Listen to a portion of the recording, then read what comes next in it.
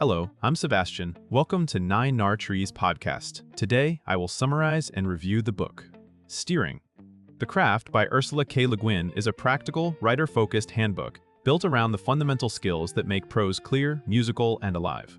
Rather than treating storytelling as a set of rigid rules, Le Guin approaches craft as a set of choices a writer can learn to control: the sound and rhythm of sentences, the handling of point of view, the relationship between narration and dialogue, and the shaping of scenes into a coherent movement.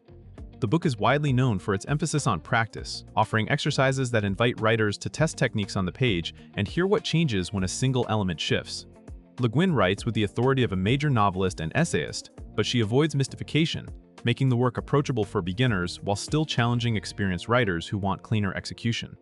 The result is a guide that treats language as the writer's primary tool and reminds readers that craft is learned through attentive reading, deliberate revision, and steady experimentation. I will give you key takeaways from this book. Firstly, craft begins with the sentence, sound, rhythm, and clarity, a central idea in steering. The craft is that storytelling power starts at the sentence level. Le Guin encourages writers to pay attention not only to what a sentence means, but also to how it moves. Rhythm, cadence, and sound patterns influence pace, mood, and emphasis, shaping the reader experience before plot or theme fully register. She frames prose as a kind of music made from syntax and word choice, where clarity is not the enemy of beauty, but one of its conditions. Writers learn to recognize how long or short sentences alter momentum, how punctuation can create breadth and pressure, and how concrete verbs and precise nouns reduce reliance on vague modifiers. This focus helps writers diagnose why a paragraph feels flat even when the information is correct. The exercises commonly associated with the book push readers to revise deliberately, listening for monotony, unintended repetition, or an overuse of filler words. By treating language as a craft material, Le Guin offers a foundation that applies to every genre: fantasy, realism, literary fiction, and nonfiction. The takeaway is practical: control the sentence, and you gain control over tone, authority, and emotional impact. Secondly, point of view as an engine of meaning and intimacy. Le Guin highlights point of view as one of the most consequential decisions a writer makes because it determines what the reader can know, how close they feel to the character, and what kind of truth the story can claim. Steering. The craft is often discussed for its clear breakdown of narrative distance and perspective options, showing how first-person, limited third, and more panoramic approaches each carry strengths and limitations. Rather than labeling any option as superior, Le Guin treats point of view as an artistic tool that can be tuned for effect. A close viewpoint can heighten urgency and vulnerability, while a more distant stance can create irony, breadth, or mythic resonance. She also draws attention to consistency and control. A story can lose trust when the viewpoint slips unintentionally, revealing information the chosen narrator should not access. The exercises encourage writers to retell the same moment through different perspectives, making the differences visible in diction, focus, and implied values. This method teaches that point of view is not just a camera angle, but a worldview. By mastering it, writers can deepen character, sharpen tension, and create a deliberate relationship between reader and narrator.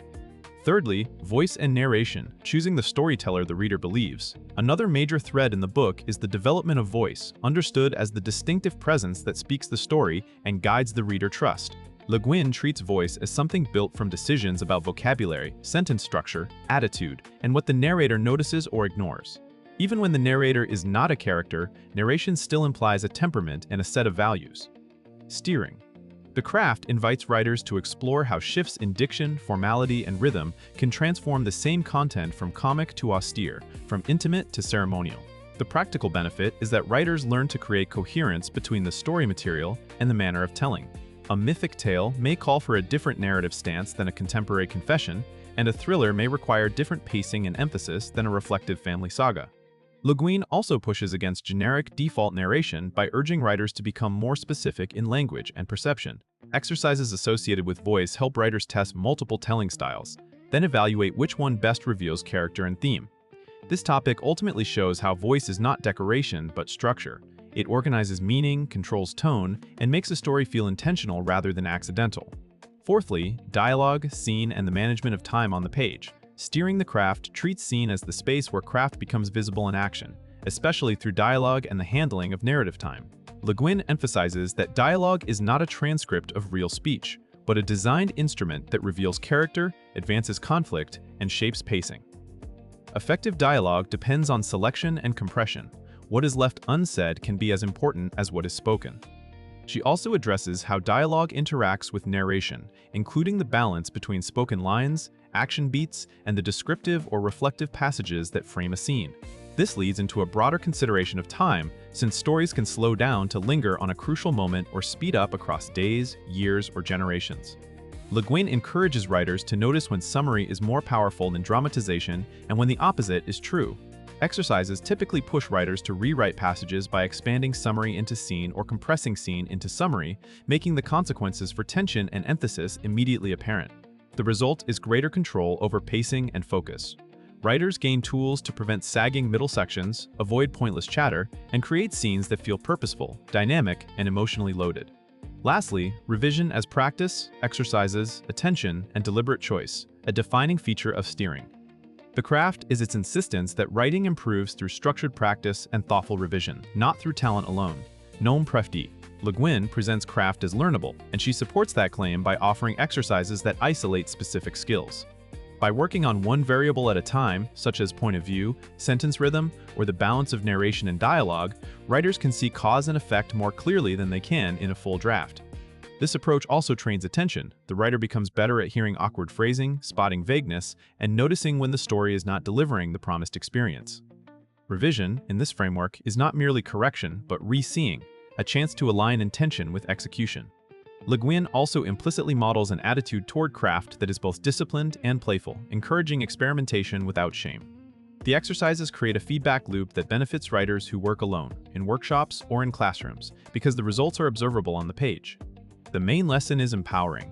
Writers can steer their work by making conscious choices, and those choices become easier when practice turns technique into habit. In conclusion, this book is best suited for fiction writers at any stage, from beginners who need a map of the essentials to experienced authors who want sharper control over language and narrative stance. It is also valuable for teachers, workshop leaders, and serious readers who want to understand how stories achieve their effects. The benefit to a reader life is practical and immediate. The tools in this guide help you communicate with more precision, develop a stronger ear for rhythm, and make deliberate decisions about viewpoint, voice, and pacing. Those skills transfer beyond fiction into professional writing, personal essays, and any work that depends on clarity and tone. Compared to many craft books that focus on formulas for plot or market trends, Guin's contribution stands out for its deep respect for language and for the writer agency. The emphasis on exercises makes the learning tangible, while the discussion remains flexible enough to support many styles and genres. It is worth buying because it helps you build durable competence rather than chasing quick fixes. If you want a guide that treats prose as a craft you can practice, refine, and consciously steer, this book offers lasting value.